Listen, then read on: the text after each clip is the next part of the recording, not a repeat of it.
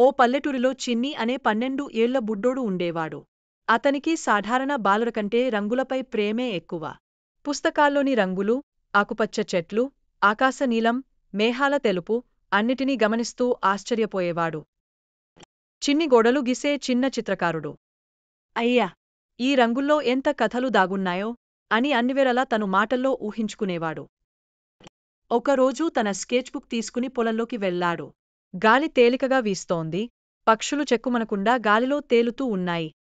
అప్పుడు దూరంగా ఓ వింత గుట్ట కనిపించింది. పచ్చగా, కాని దానిమీద నీలం, పసుపు, గులాబీ రంగుల మెరుపులు మెరుస్తున్నాయి. ఇక్కడ ఎప్పుడూ ఇదేం గుట్టలేదు కదా అని ఆశ్చర్యపడ్డాడు. గుట్ట దగ్గరకు వెళ్ళగా ఓ చిన్న తలుపు కనిపించింది. అది తానే తట్టకుండానే తెరుచుకుంది. అంతట్లో చిన్ని తొంగి చూశాడు. లోపల మెరిసే రంగుల రేఖలు, గాజుల్లా మెరుస్తున్న గోడలు, గాల్లో తేలుతూ కనిపించే అక్షరాలు, ఒక గొప్ప పుస్తకం. పుస్తకం మీద రాసి ఉంది, ఈ రంగుల రహస్యాన్ని కలిగి ఉండేందుకు నీ మనసు మంచిదై ఉండాలి. పుస్తకాన్ని తెరిచిన వెంటనే రంగుల రేఖలు చిన్ని చుట్టూ తిరిగాయి. ఎరుపు రంగు ధైర్యం, ఎటువంటి భయం లేకుండా ముందుకు పోవగల శక్తి. ఆకుపచ్చ సహనం, సమయానికి ఎదురుగా నిలవడం. నీలం జ్ఞానం, వాస్తవాన్ని తెలుసుకునే చూపు. పసుపు ఆనందం, ప్రతి సమస్యలో పాజిటివిటీ చూడడం. తెలుపు శాంతి, మాటలతో కాకుండా హృదయంతో గెలవడం. ఈ రంగులు చిన్ని హృదయంలో స్థానం సంపాదించాయి. కాని పుస్తకం చివర ఒక హెచ్చరిక ఉంది. ఈ శక్తులు స్వార్థం కోసం వాడితే శాశ్వతంగా మాయం అవుతాయి. చిన్ని మాయలు ఎవరికీ చెప్పలేదు. కాని ఊర్లో కొన్ని సమస్యలు మొదలయ్యాయి. ఊరిలోని చెరువు ఎండిపోతోంది. పల్లె ప్రజలు నీటి కోసం చింతిస్తున్నారు. వృద్ధులు, పిల్లలు గుండెమెలుపుతో ఉండటాన్ని చూసిన చిన్ని తన శక్తిని ఉపయోగించాలని నిర్ణయించాడు. ఆయన గోప్యంగా రంగుల శక్తులతో చెరువులోకి నెమ్మదిగా పసుపు, ఆకుపచ్చ రంగుల వెలుగును పంపాడు. కొన్ని గంటల్లో నీరు ప్రవహించడం మొదలయ్యింది.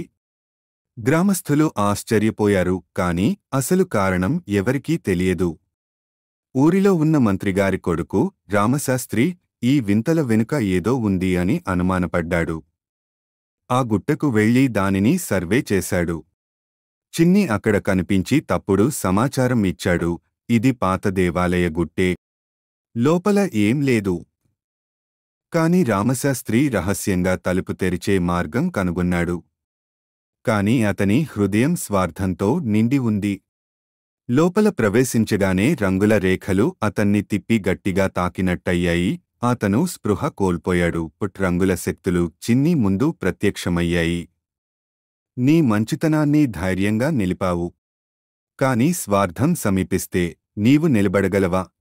ఇప్పుడు చిన్ని మరో పరీక్ష ఎదుర్కొన్నాడు. తాను గొప్పవాడిని అని చెప్పుకుంటే గర్వం వస్తుంది, దాచిపెడితే అందరికీ ఉపయోగం.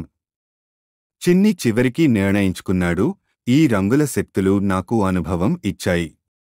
ఇప్పుడు వాటిని ఊరికి అందించాలి.